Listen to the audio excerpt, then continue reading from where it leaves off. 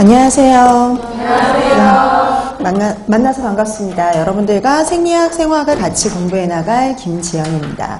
자, 그래서 여러분들 이제 우리가 42회 영양사 시험을 대비하기 위해서 모였는데요. 생리학, 생화학 과목 같은 경우에는 한 책 안에 생리학, 생화학이 같이 들어있죠.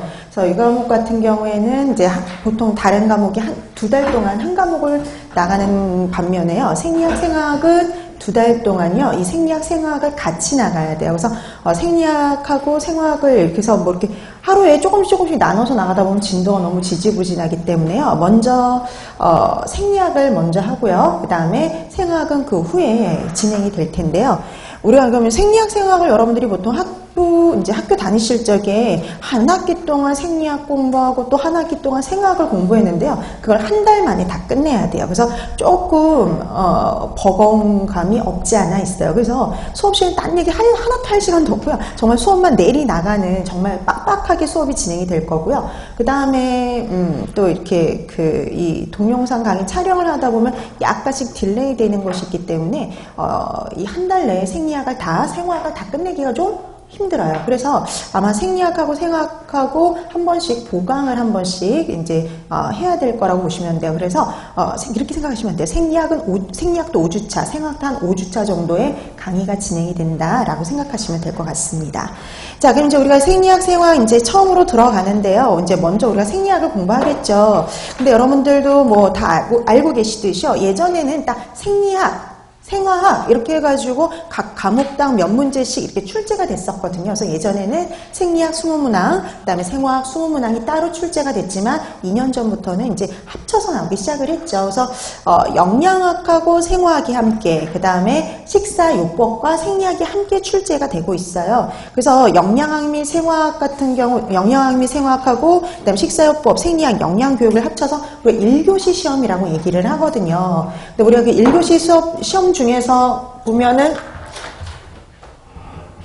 영양학하고 생화학하고 합쳐서 몇 문항이 출제가 되냐면 60문항이 출제가 돼요. 그래서 예전에는 영양학이 60문항, 그리고 생화학이 20문항, 그래서 총 80문항이었죠.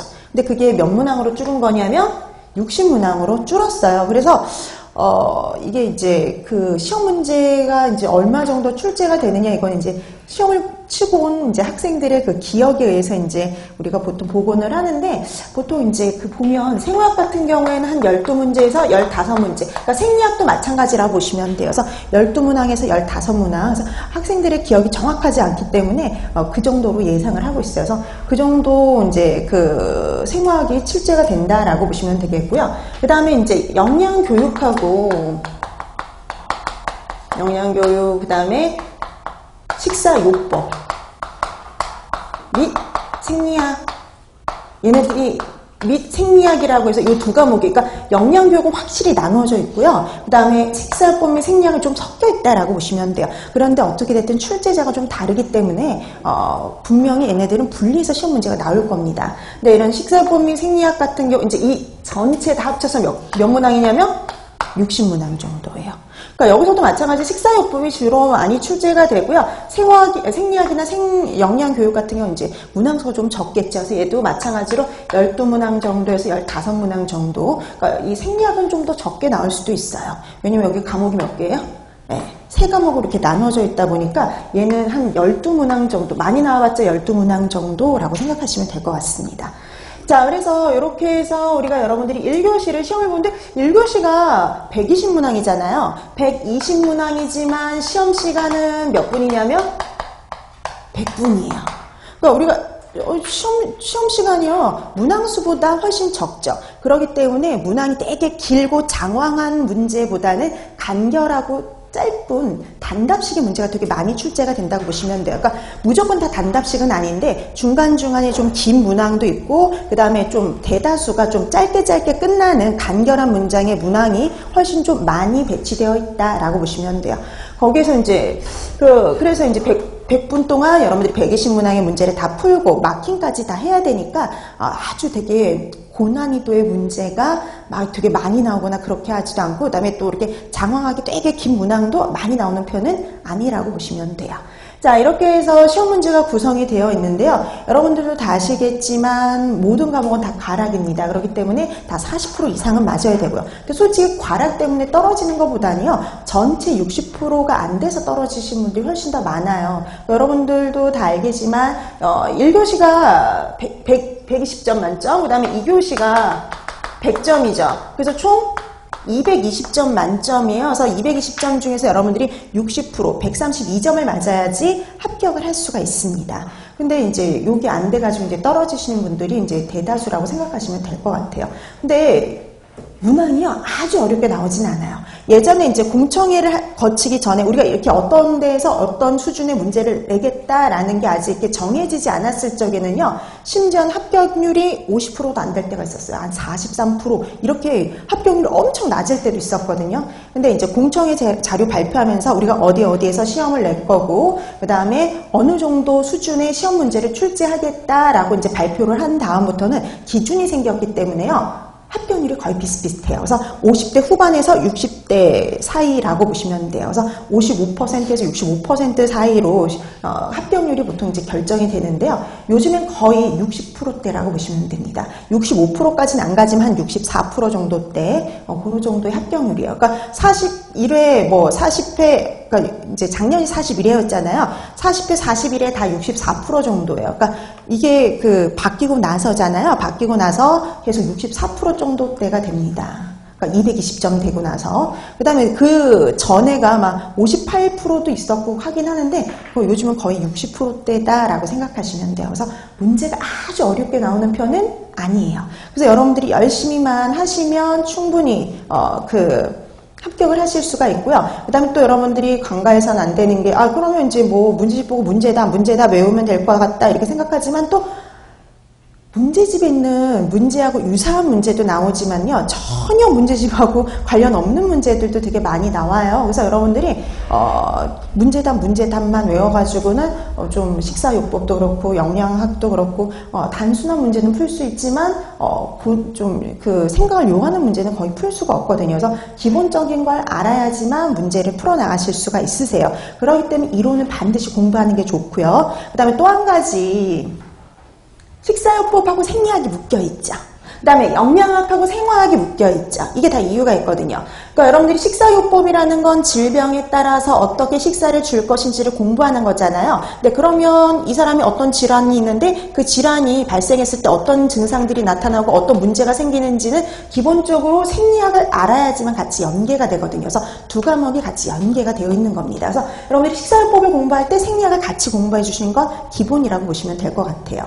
그래서 이 두 과목이 같이. 그 다음에 생화학도요, 우리가 되게 예전에는 고난이도의 생화학을 요구했지만, 그렇다고 해서 의사들이 공부하는 것처럼의 생화학은 아니지만, 그래도 좀 더 어려운 문제도 나오고 그랬단 말이죠. 근데 지금의 생화학은요, 바뀌고 나서 이렇게 둘이 특히 합쳐지고 나서부터는요, 영양학을 공부하기 위한 생화학 위주로 해서 시험 문제가 출제가 됩니다. 그렇기 때문에 탄수화물, 단백질, 지질대사 같은 그런 것들 위주의 시험 문제가 출제가 된다라고 보시면 될 것 같아요. 자, 그래서 여기서의 생화학은 영양학을 공부하기 위한 생화학. 그 다음에 이렇게 단편적인 것도 나오지만요. 전체 대사를 여러분들이 파악하고 있는지 그 대사와 관련된 그런 문제들도 요즘은 좀 출제가 되는 편이에요. 그 다음에 식사요법과 생리학도 마찬가지에서 생리학 같은 경우에도 여러분들이 식사요법과 연계해서 나올 수 있는 생리학 위주의 문제가 주로 출제가 된다라고 생각하시면 될 것 같습니다. 자, 이렇게 해서 우리가 생화학, 생리학을 이렇게 공부해 나갈 건데요. 먼저 우리가 이제 생리학을 이제 공부할 텐데, 여러분들이 이제 수업 방식은 똑같아요. 네, 다른 수업 시간하고 비슷하게 먼저 여러분들에게 이론 강의를 하겠죠. 그리고 이론 강의를 하고 그 다음에 되도록이면 그 시간 내에 그날 했던 내용의 문제를 같이 풀 겁니다. 그게 제일 좋아요. 나중에 가서 그 문제 풀면요, 기억이 가물가물해서요, 이게 그거였는지 저거였는지 기억이 잘 나지를 않아요. 그래서 되도록이면 그 수업 시간에 이론 공부하고 그 다음에 그 이론에 대한 문제까지 풀어요. 그럼 이론 공부할 때 여러분들이 한번 듣죠. 그 다음에 또 중요한 내용은 필기도 할 거예요. 그래서 듣고 읽고 필기하면서 한 번씩 익숙해지고 그 다음에 문제를 통해서 어떻게 문제에 나올 수 있는지 다시 한번 정리하면서요. 다시 복습하는 시간입니다. 그러니까 그 수업 시간에 이론 공부하고 복습을 했죠. 그럼 여러분들이 반드시 집에 가서 하실 거 바로 복습이에요. 그러니까 여러분들 예습 같은 건 해오실 필요가 없지만 복습은 반드시 하셔야 돼요. 이날 했던 내용을 이날 복습을 하면요. 1시간이나 2시간 내에 복습할 수가 있어요. 근데 이걸 나중에 가서 하면은요. 기억이 안 나요.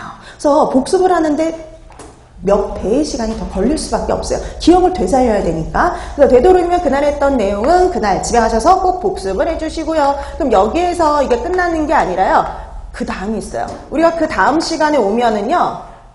문제 프린트를 나눠드릴 겁니다. 지난 시간에 공부했던 내용과 관련된 문제 프린트를 미리 나눠드릴 거예요. 그래서 여러분들이 조금 5분 정도 일찍 오셔가지고요. 문제를 미리 풀어두는 거죠. 이때 문제를 풀 적에는 절대 책을 보지 말고 여러분들이 아는 한도 내에서 풀어두는 게 중요해요. 왜냐하면 내가 뭘 알고 있고 뭘 모르고 있는지를 파악하기 위해서는요. 미리 여러분들이 풀어두는 게 좋고 그 다음에 책을 보지 않고 풀어두시는 게 좋아요.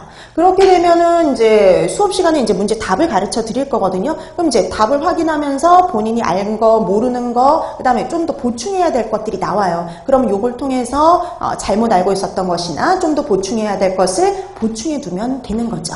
그러니까 여러 번 복습하는 거예요. 그래서 여러분들이 이렇게 여러 번 복습을 해도 나중에 하면 또 까먹거든요. 그래서 열심히 복습을 해두는 게 제일 좋은 방법이에요. 나중을 위해서도. 자, 그래서 여러분들이 어떻게 하시느냐에 따라서 가져가시는 것이 달라질 수가 있어요. 그래서 수업 시간에 열심히 들으시고 그 다음에 다음 시간에 와서 복습할 때 복습도 제대로 해주시게 되면은요. 여러분들이 가져갈 것들이 많아지지만요. 제대로 이렇게 따라오지 이제 문제 나중에 와서 나 혼자 다시 한번 풀어보지. 근데 그게 쉽지가 않아요. 그렇기 때문에 되도록이면 수업에 맞춰서 같이 따라오시면 좋을 것 같습니다. 자, 그러면 이제 우리가 수업이 어떻게 진행이 될 건지 말씀을 드렸으니까요. 이제 우리가 본격적으로 생리학 들어가야 되겠는데요. 생리학이 어떤 과목인지를 파악할 수 있는 챕터가 있어요. 그럼 1페이지 한번 펴보실래요? 1페이지. 인체의 구성이요. 인체의 구성 요 파트를 보면 우리가 생리학에서 뭘 공부해야 될지가 나온다라고 생각하시면 될 것 같아요. 자, 그럼 거기 보니까 인체를 구성할 때 생명체를 구성하는 가장 기본 단위가 되는 게 바로 뭐냐면은요. 세포예요.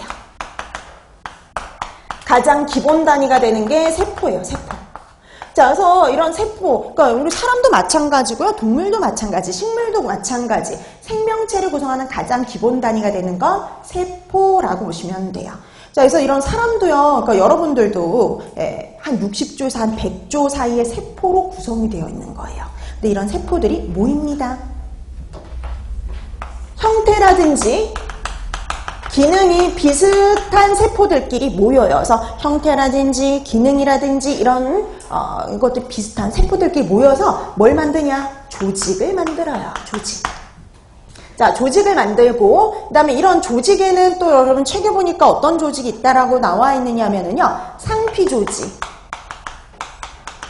그리고 결합 조직, 그리고 근육 조직, 그리고 신경 조직이 있대요. 그래서 이런 조직들을 만들어요. 이런 세포들이 모여서 상피, 결합, 근육, 신경 조직을 만들어요. 봤더니 상피 조직이라는 건 뭐냐면 가장 바깥에 피부라고 생각하시면 돼요. 가장 바깥을 둘러싸고 있는 조직. 그러니까 이런 피부 같은 체표면, 우리가 피부를 체표면이라 그래요. 그래서 이게 가장 바깥에 둘러싸고 있는 조직들. 그 다음에 내부 장기, 내장 벽들. 이런 것들이 바로 상피 조직이라고 볼 수 있어요.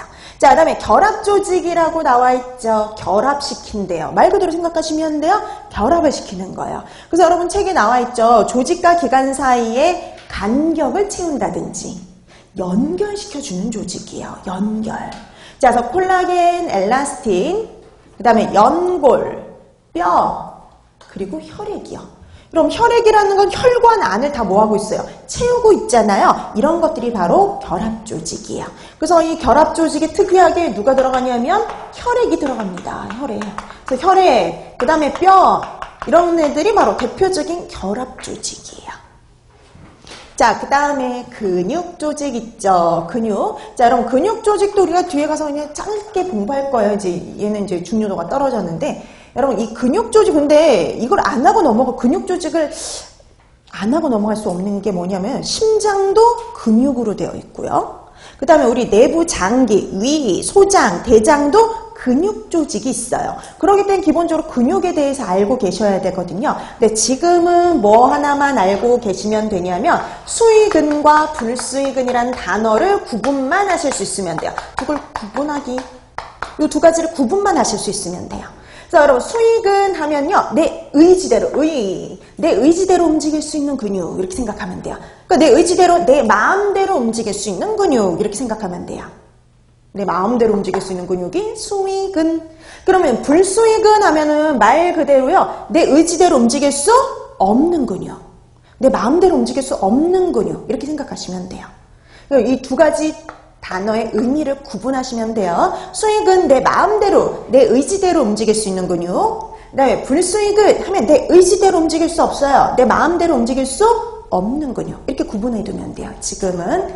자, 그러면 우리 한번 응용 한번 해볼까요? 팔다리에 붙어있는 근육이요. 내 팔다리 그럼 붙어있는 근육은 수의근일까요? 불수의근일까요? 그죠, 수의근. 내 의지대로 움직일 수 있으니까. 그럼 심장 근육은요? 그죠, 불수의근. 내 의지대로 움직일 수 없죠. 이런 근육은 불수의근. 그 정도로 구분하실 수 있으면 돼요. 자, 그 다음에 마지막 신경조직 나와 있죠. 여러분 신경조직은요, 말 그대로 우리 뇌, 그 다음에 뭐 척수 이런 걸 구성하는 조직이 바로 신경조직이에요. 여러분 뇌 한 번 다치면 다시 고치기가 힘들어요. 그렇죠? 원상복귀가 되지를 않아요. 그래서 재생이요, 가장 어려운 조직.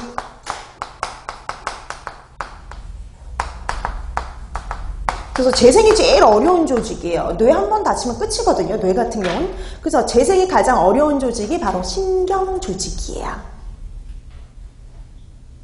자, 이런 것들을 가르쳐드리는 이유가 가장 기본이고요. 이런 것들이 뒤에 가서 나오긴 해요, 간호가. 근데 이거 단어, 이게 뭔지 모르면은 의미 파악이 안 되니까 이렇게 간단히 기억해 두시면 충분합니다.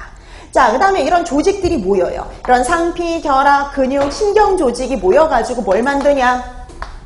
기관을 만들어요. 기관. 그럼 여러분 기관이 되게 특별할 것 같지만 별거 없어요. 입, 식도, 위, 소장, 대장.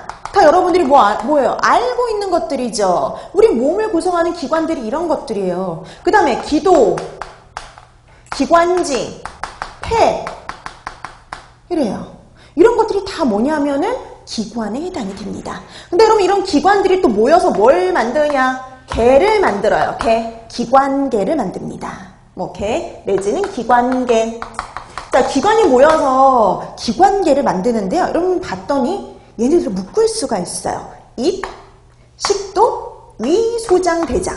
얘네들이 다 뭐와 관련된 기능을 하는 곳이냐면, 그렇죠, 소화와 관련된 기능을 담당하는 곳들이잖아요. 이런 소화와 관련된 기능을 담당하는 것들을 모아서 우리가 뭐라 부르냐면 소화기계 이렇게 말하는 거예요. 소화기계, 소화계 이렇게 얘기를 해요.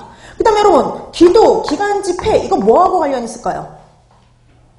그렇죠, 우리가 숨 쉬는 거, 우리 숨 쉬는 거하고 관련 있죠, 이것들은. 자, 그럼 이렇게 숨 쉬는 것과 관련된 애들은 모아서 호흡 기계 이렇게 얘기를 하는 거죠. 호흡과 관련된 기관들이다 라고 해서 호흡기계 이렇게 얘기를 합니다. 자, 그럼 또 이런 개들이 쭉 있어요. 여러분 책에 보니까 소화와 관련된 소화기계, 그 다음에 혈액순환과 관련된 순환기계, 아까 숨 쉬는 것과 관련된 호흡기계, 그 다음에 오줌 누는 거, 오줌을 배설하는 것과 관련된 비뇨기계, 근육계, 신경계, 감각기계, 호르몬 분비와 관련된 내분비계, 그 다음에 생식과 관련된 생식기계, 이런 여러 가지 개들이 존재하고요. 이런 개들이 모여서 사람의 신체를 구성하게 되는 거죠. 그래서 세포들이 모여서 조직을 만들고, 조직이 모여서 기관을 만들고, 기관들이 모여서 기관계를 만들고, 이런 기관계들이 모여서 사람의 신체를 구성한다 이렇게 보시면 되겠고요. 바로 이걸 공부하는 학문이 생리학이다 이렇게 보시면 돼요. 그래서 여러분 앞에 차례 보세요. 앞에 차례 보니까 정말 그렇게 나와 있죠. 자, 그래서 조직 만들고, 그 다음에 여러 가지 개들이 있죠. 소화기계, 순환계, 비뇨기계, 호흡기계, 근육계, 신경계, 말초신경계, 내분비계까지 해가지고요. 사람의 신체를 구성하는 기관과 그 각 기관들이 담당하는 역할을 공부하는 게 바로 생리학이다. 이렇게 생각하시면 돼요. 근데 이제 조금 더 중요한 애가 있고 덜 중요한 애가 있겠죠. 조금 더 중요한 게 앞쪽에 보통 있어요. 혈액, 소화기계, 순환계, 비뇨기계.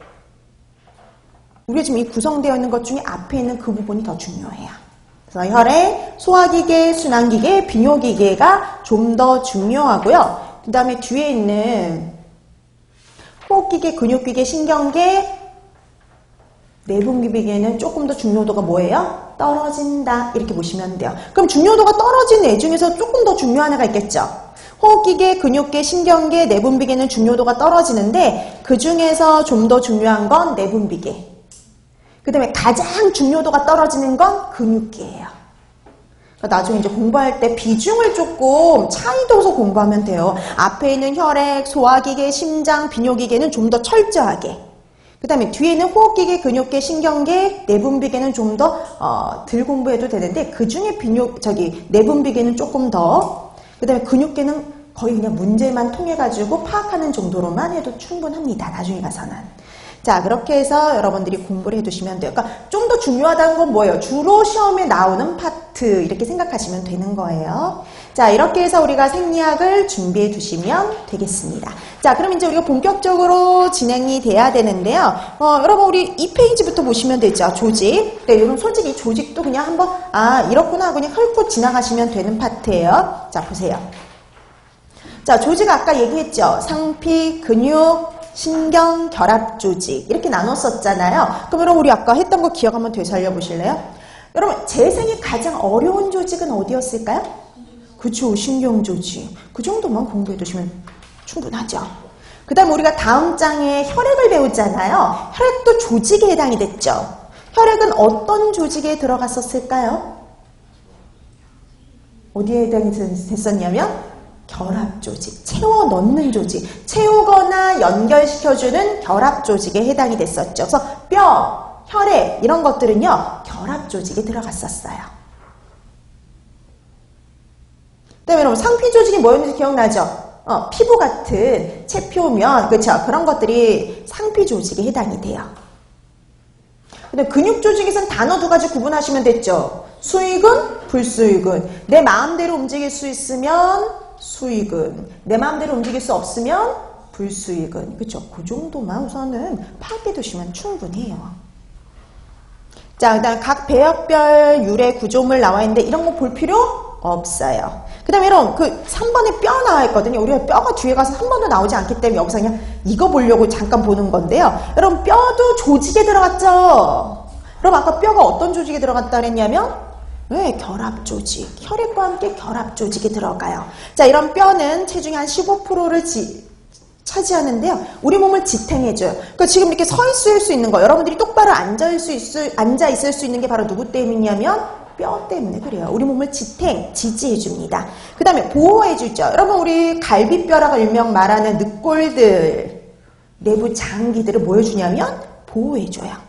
자, 그 다음에 지렛대, 우리가 물건을 들어 올릴 때 지렛대의 기능을 또 해주고요. 무기질의 저장고, 여기 칼슘, 마그네슘 이런 무기질들이 많이 저장되어 있죠. 그 다음에 여러분 조혈, 이게 제일 우리가 이제 다음에 배울 기능하고 연결이 되는 거거든요. 그럼 조혈이라는 게 바로 뭐냐면요. 혈액을 만든다 이렇게 보시면 돼요. 혈액을 만드는 기능이에요. 자, 그럼 여러분 조혈, 혈액을 만드는 기능, 여러분 혈액이 어디서 만들어지냐고 봤더니 뼈 안에서 만들어진대요. 여러분 혈액이 만들어지는 곳이 어디냐면 골수입니다. 골수. 골수 많이 들어보셨죠? 그래서 뭐 이렇게 혈액과 관련된 질병에 발생했을 때 골수 이식을 한다 이런 말을 쓰죠. 바로 골수에서 혈액이 만들어지기 때문에 그래요. 자, 그러면 골수. 자, 골수에서 혈액이 만들어지는데 이 골수가 어디에 있느냐? 뼈 안에 있어요. 뼈 안에. 그래서 뼈 안에 있는 골수에서 조혈작용이 일어나는 거죠. 자, 그게 이제 우리가 좀 바로 이제 뒤에 배울 혈액하고 관련이 있는 거예요. 그래서 한번 그 내용을 짚고 넘어간 겁니다. 그래서 우리가 맨날 혈액이 어디서 만들어져요? 그러면 골수 이렇게 대답을 하시는데 알고 보면 그 골수는 뼈 안에 있는 거다. 그 정도 상식적으로 기억해 두시면 됩니다. 자, 그럼 이제 본격적으로 공부할 건 바로 여기 혈액부터라 보시면 돼요. 그러니까 여러분 이 혈액 파트 같은 경우에는 단독으로도 나오고 또 이제 빈혈과 같이 연결해서도 나올 수 있는 파트가 바로 이 혈액 파트라고 보시면 돼요. 자, 그래서 여러분 이제 이 혈액부터는 이제 머릿속에 기억해둬야 될 것들이 꽤 나옵니다. 자, 근데 우리가 혈액 들어가기 전에 체액 얘기가 조금 나오는데요. 자, 우리가 이 혈액도 우리 몸속에 이렇게 흘러가는 거죠. 체액의 일종이라고 볼 수가 있어요. 체액의 일종. 자, 그래서 그 체액과 관련된 거를 간단히 한번 설명해 드리고 갈게요. 자, 우리가 보니까 우리 몸속에 흐르는 체액, 몸속에 갖고 있는 체액은요. 사람마다 조금씩 다르긴 하지만 성인 남자를 기준으로 했을 때 체중이 한 몇 프로 정도를 차지하냐면 60% 정도를 차지해요. 그래서 총 체액의 양은 체중의 60% 정도다라고 보시면 됩니다. 자, 그 다음에 여러분 이 체액 같은 경우에는요, 이게요, 이 연령에 따라서 좀 차이가 생기거든요. 우리가 나이가 들어갈수록 여기서 나이가 들어갈수록이라는 건 이제 성인이 되어갈수록이라고 보시면 돼요. 그래서 영유아에서 이렇게 성인이 점점 되어갈수록 체액의 비율은 점점점 뭐 하느냐면 감소해요. 여러분들이 나중에 생애주기 영양학 시간에 가서도 배울 겁니다. 그러니까 영아 때는 가장 체액의 비율이 높아요. 그러다가 점점 나이가 들어갈수록 성인이 되어갈수록 체액의 비율은 감소하고요. 대신 체단백의 비율이 증가해요. 자, 나이가 들어갈수록 알고 보니까 체액의 비율은 점점점 감소하고 반대로 체단백질의 양은 점점점 증가한다. 이렇게 보시면 돼요. 그래서 우리가 체액의 비율을요. 보면은 우리가 지금 보니까 성인이냐 유아냐에 따라서 달라질 수 있죠. 여러분 성인과 유아 중에 체액의 비율이 더 높은 건 누구냐면 그쵸, 유아. 왜냐면 나이가 들어갈수록 점점 비율이 감소한다 그랬으니까 성인보다 유아가 더 많아요. 그 유아가 체액의 비율이 더 높은 이유가 있어요. 유아가 더 높은 이유가 바로 뭐냐면 세포 간질액이 많기 때문에 그래요. 세포 간질액이 많아서 이게 예전에 시험 문제 나온 적이 있어요. 그래서 성인보다 유아가 이렇게 체액의 비율이 높은 이유는 세포 간질액의 양이 많아서 아니면 이렇게 나올 수도 있어요. 유아에서 성인으로 갈수록 점점점 체액의 비율이 감소하는 이유는 누가 줄어들기 때문에 그럴까요? 세포 간질액이 줄어들어서. 자, 그래서 성인과 유아의 차이는 뭐의 차이라고 보시면 돼요? 세포 간질액. 그쵸? 그렇게 기억해 두면 돼요. 그럼 세포 간질액 하면 이게 별게 아니라 간자가 사이 간자예요. 세포 사이사이에 있는 액체예요. 우리 몸에 보면요. 세포 사이사이가 다 액체로 채워져 있는데 그 세포 사이에 있는 액체가 줄어들기 때문에 그래요.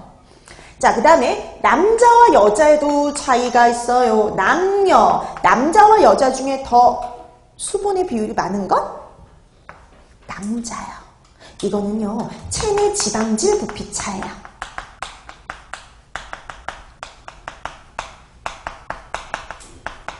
체내 지방질 부피차에 의한 거예요. 여러분 지방 누구하고 절대 안 섞여요? 물하고 안 섞이잖아요. 그래서 지방이 많으면 지방 조직이 많으면 많을수록 물을 함유한 양이 훨씬 더 적다라고 보시면 돼요. 일반적으로 남자들이 지방질이 좀 적으니까요. 수분 보유량이 더 많아요.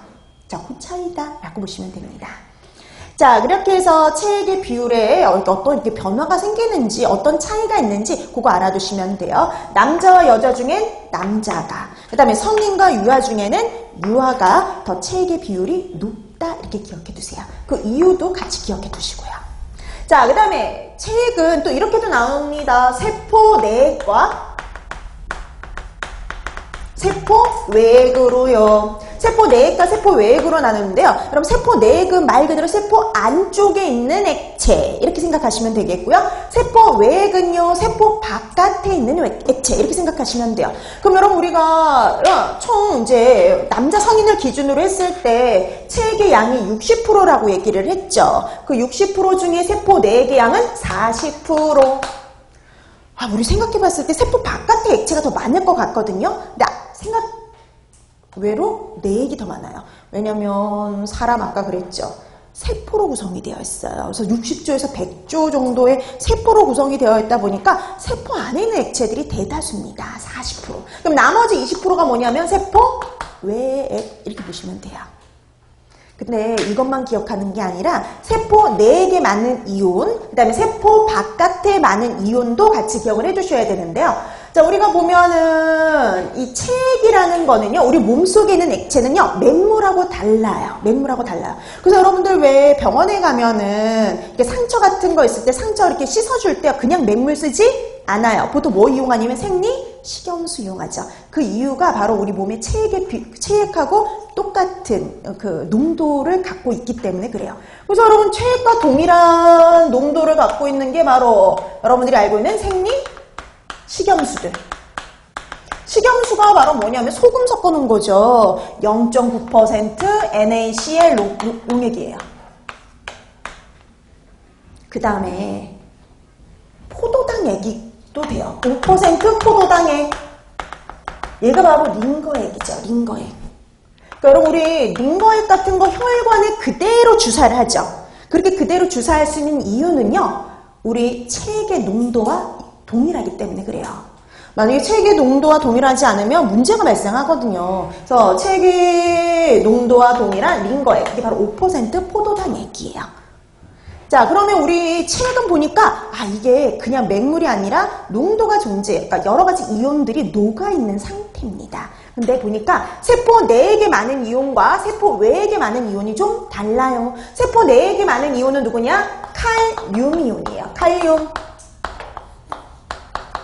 이온이 많아요. 자, 그 다음에 세포 외액에 많은 이온은 누구냐면요. 나트륨 이온이에요. 나트륨. 자, 그래서 세포 내액에 많은 건 칼륨 이온, 세포 외액에 많은 건 나트륨 이온. 그래서 여러분, 양이온 중에 나트륨이 많고요. 음이온 중엔 염화 이온이 많아요. 그럼 여러분 이거 합치면 뭔지 아세요? 네, 염화나트륨, NaCl, 소금이에요. 자, 그래서 이렇게 보니까 세포 내액에는 칼륨 이온이, 외액에는 나트륨 이온이 많다. 이렇게 보시면 됩니다. 그러면 혈액에는 칼륨이 많을까요? 나트륨이 많을까요? 혈액에는 칼륨일까요? 나트륨일까요? 그럼 여러분 혈액이 세포 내액인지 외액인지를 구분할 수 있으면 되죠. 그럼 여러분 혈액은 뭐에 해당이 되냐면 세포 외액이요. 세포 바깥에 흐르고 있잖아요. 세포 바깥에 흐르기 때문에 세포 외액이에요. 그 소리는 혈액에는 뭐가 많다는 소리예요? 나트륨. 그쵸. 나트륨 이온이 많다. 이렇게 보시면 됩니다. 자, 이렇게 해서 여러분들이 세포 내액과 외액을 구분하시고요. 세포 내액에 많은 이온. 그 다음에 세포 외액에 많은 이온을 뭐 할 수 있어야 돼요? 구분할 수 있어야 돼요. 가장 기본 중에 기본이에요. 자, 이렇게 해서 세포 내액과 외액에 많은 이온들 확인해 두시고요. 근데 여러분 거기 보니까 세포 외액을 다시 나누고 있죠. 여러분 세포 외액을요. 세포 간질액. 여러분 세포 간질액 하면 아까도 얘기했듯이 세포 사이사이에 있는 액체. 그 다음에 여러분 혈 뭐라고 되어 있어요? 혈장이라고 되어 있죠. 혈액에 있는 물 성분이에요. 혈액에 있는 물 성분을 가지고 우리가 혈장 이렇게 얘기를 해요. 그 다음에 특수체액이라고 되어 있죠. 이 특수체액은 우리가 세포 횡단 수분 이렇게 얘기를 하는데요. 여러분 세포 간질액, 세포 사이사이에 있는 액체, 그러니까 혈액에 있는 물 성분이 혈장. 근데 그거 말고도 우리가 저기 수분이 더 있어요. 예를 들어서 여러분 뇌에는요. 뇌를 보호하기 위한 뇌척수액이 있고요. 그 다음에 여러분 눈에는요. 눈을 이렇게 동그랗게 만들기 위한 안방수라는 게 있고요. 그 다음에 여러분 임신을 하면 뭐가 생기냐면 양수가 생기죠. 이런 애들을 바로 특수체액이라고 부르는 거예요. 이런 애들을 특수체액 내지는 세포 횡단수분 이렇게 부르는 겁니다. 그러니까 여러분 오늘 첫 시간이니까요. 가장 기본적인 용어들을 공부하는 시간이라고 보시면 돼요. 그래서 기본적인 용어들을 파악해 두시면 돼요. 그래서 세포 횡단수분 그러면 조금 있지만 중요한 역할을 담당하는 애들. 그래서 뇌에 있는 내척수액, 눈에 있는 안방수, 임신했을 때 생기는 양수, 그다음에 소화액들, 기타 액들 있잖아요. 그런 것들 다 묶어서 세포 횡단수분이다 이렇게 파악해 두시면 돼요. 근데 그 중에서도 뭐니 해도 반드시 기억할 거 각각 누가 많은지 몇 프로를 차지하는지를 구분해 두기. 요게 더 중요해요. 자, 그럼 이제 우리 이 책 중에서 누굴 공부하는 거냐? 혈액 성분들을 공부하는 겁니다. 자, 그래서 혈액과 관련된 내용이 나와 있죠.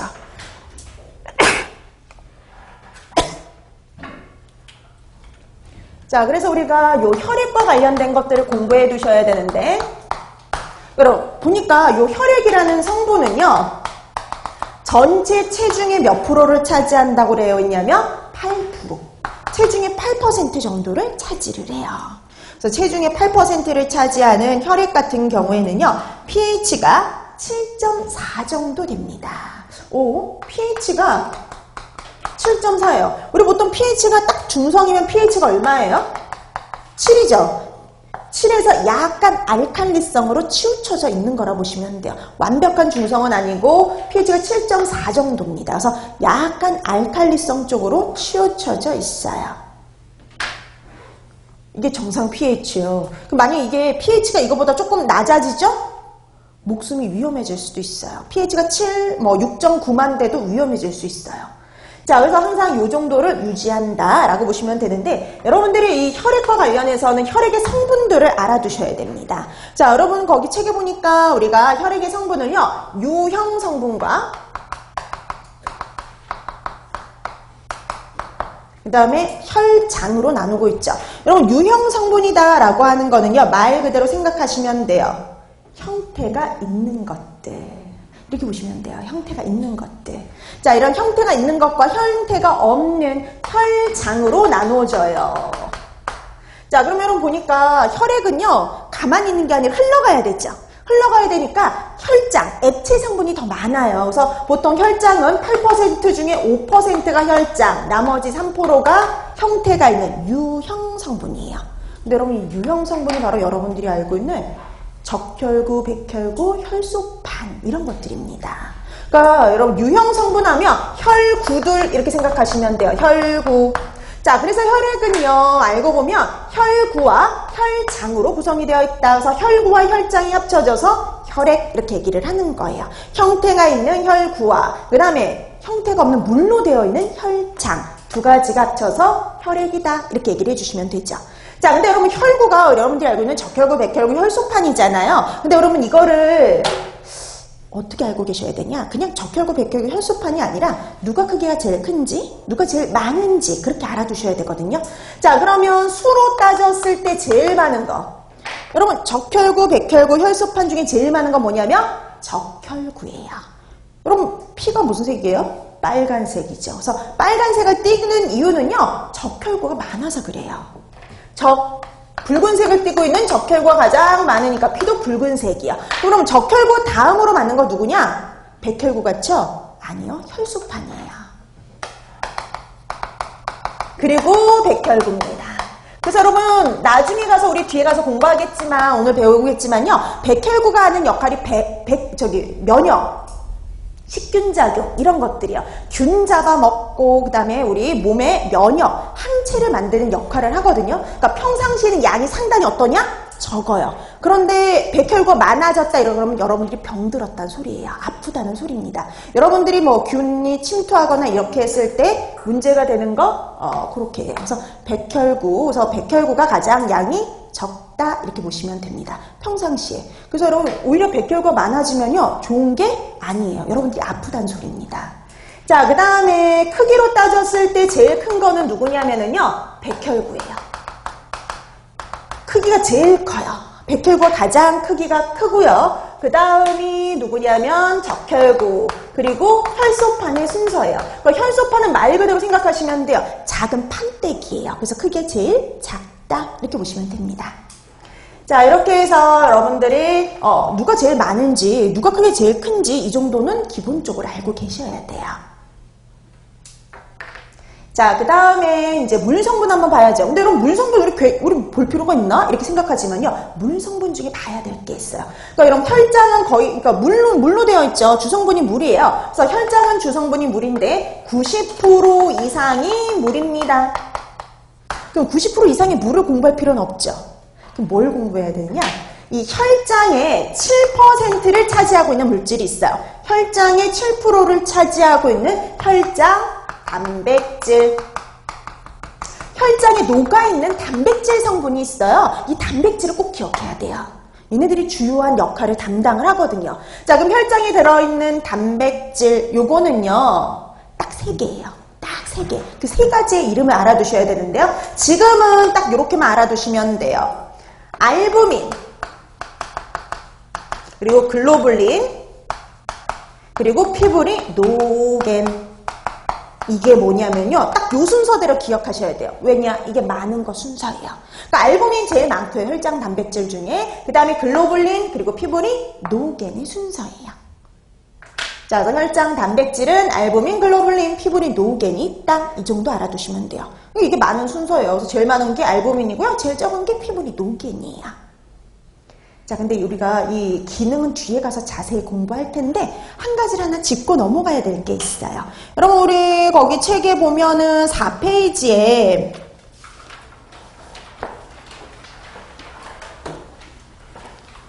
혈장 단백질, 알부민, 글로불린, 피브린, 노겐 나와 있죠. 근데 피브린, 노겐은 그 옆에 또 뭐라고도 되어 있어요? 섬유소원. 이렇게 되게 또 있죠. 섬유소원. 섬유소원. 이렇게 말하기도 하거든요. 자, 얘가 말 그대로요. 섬유소가 될 수 있는 물질이에요. 나중에 섬유소. 그럼 기다란 섬유소가요. 나중에 이걸 뭘 일으키느냐? 응고를 일으켜요. 그래서 일명 얘는요. 응고단백질 이렇게 얘기하기도 합니다. 혈액을 응고시켜버려요. 혈액을 응고시켜버리는 응고단백질이요. 피부를 이렇게. 우리 상처 났을 때 혈액이 멈추기 위해서 혈액이 뭐가 돼야 돼요? 응고가 돼야 되죠. 그때 도움을 주는 게 바로 피브린, 노겐이다. 이렇게 보시면 돼요. 그 다음에 여러분 거기 책에 혈청이라는 말 나와 있죠. 거기 우리 아까 그 혈장 단백질 나와 있는 밑에 혈청 찾으셨어요? 혈장에 존재하는 혈장 단백질 중 섬유소원을 제외한 부분을 뭐라 부른대요? 혈청. 그러면 혈청하고 혈장은 뭐예요? 같은 말이? 아니란 소리입니다. 혈청은 지금 보니까 혈장에서 누구를 제외한 거냐면 피브린, 노겐을 제외한 거라 그러죠. 자, 그래서 혈청이라는 물질은요. 혈장에서 피브린, 노겐을 제외한 물질 이렇게 얘기를 해요.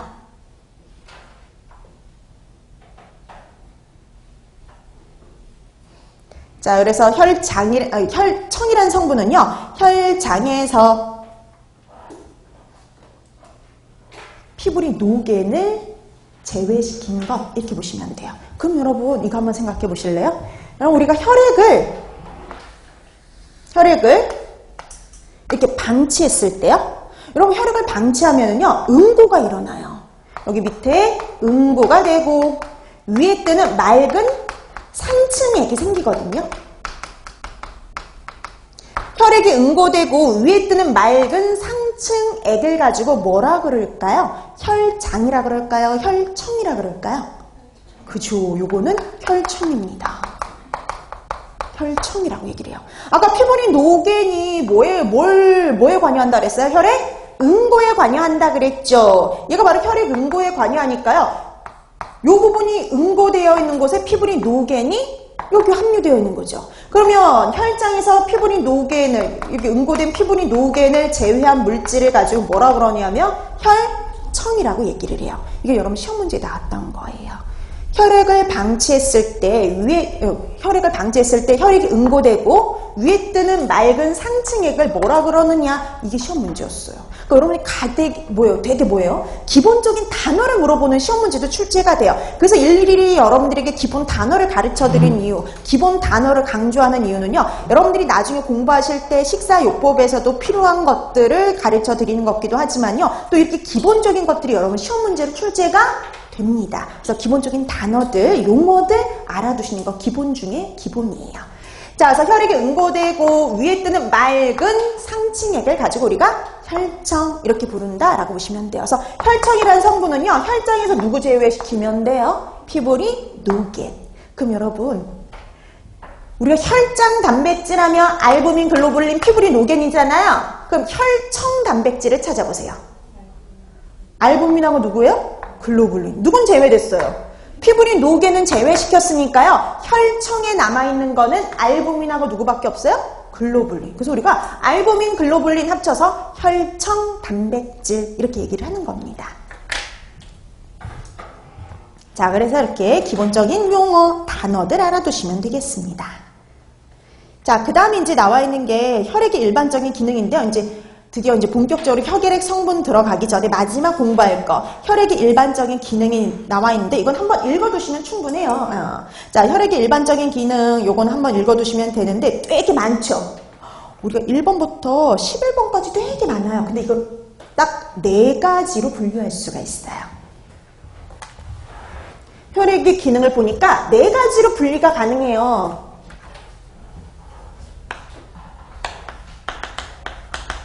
자, 혈액의 기능 첫 번째는 뭐냐면요. 운반해주는 기능.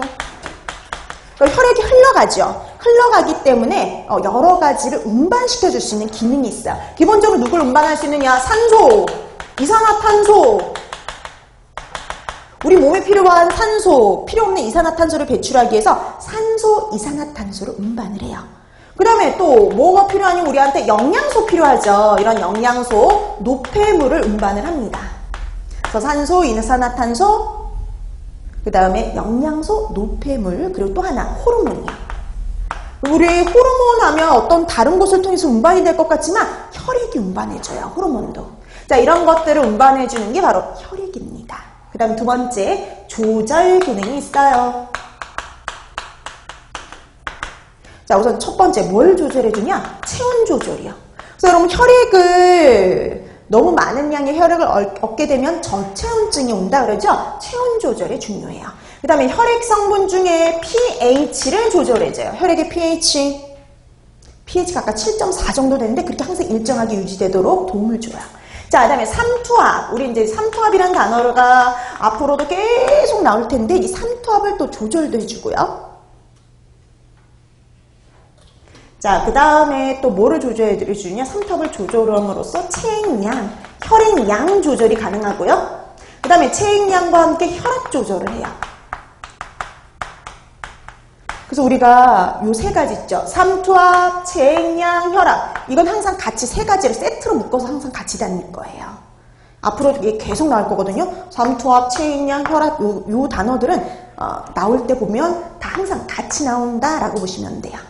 자, 그 다음에 3번째, 면역 기능을 담당하는 물질도 혈액이 있어요. 아까 백혈과 그랬죠. 백혈과 면역을 담당하는데 그 면역을 담당하는 물질도 혈액 성분 중에 있습니다. 그 다음에 또 마지막 4번째, 혈액 응고도 담당을 해요. 혈액이 응고될 수 있게 해주는 물질도요, 혈액 성분 중에 존재를 해요. 그래서 이런 혈액 응고에도 관여를 하죠. 아까 대표적으로 피브린 노겐이 그런 역할을 했었죠. 자, 그래서 이런 기능을 보면은요, 여러분 거기 책에 11가지나 이렇게 쫙 풀어서 나와 있지만 크게 보면 이렇게 4가지다 라고 생각하시면 될 것 같습니다. 자, 이렇게 해서 혈액의 기능 한번 읽어두시면 돼요. 이제 이 구체적인 기능들은 뒤에 가서 하나하나씩 다시 짚어드릴 거거든요. 자, 그러면 이제 우리가 본격적으로 혈액의 성분에 대해서 들어가야 되는데, 우리가 아까 혈액의 성분은 크게 혈구와 뭐로 나눈다 그랬느냐면 혈장 이렇게 나눈다 그랬죠. 그 중에 혈구에는 적혈구, 백혈구, 혈소판이 있었는데요. 그 중에서도 가장 많은 양을 차지하고 있는 누구부터 공부할 거냐면 적혈구부터요. 그쵸? 자, 그 다음에 여러분, 그래서 이렇게 적혈구부터 여러분 책에 나와 있어요. 5페이지에. 그래서 여러분 5페이지에 오시면 적혈구, 백혈구, 혈소판, 이 표에 간단하게 정리가 되어 있죠. 그래서 여러분 거기 진짜 보니까 지금은 그냥 간단하게 비교하는 정도만 잠깐 보세요. 적혈구양이 정말 제일 어때요? 많잖아요. 450만 개, 500만 개. 엄청 많아요. 근데 백혈구는 몇 개밖에 안 돼요? 7,000개, 10,000개도 안 돼요. 비교가 안 되죠. 그 다음에 여러분 기본적으로 적혈구, 백혈구, 혈소판이 다 어디서 만들어지나 보세요. 어디서 만들어져요? 골수에서. 우리 아까 말했던 골수. 그 다음에 여러분 기능 한번 보세요. 기능. 적혈구는 뭐 운반해준대요? 산소, 이산화탄소를 운반해준대요.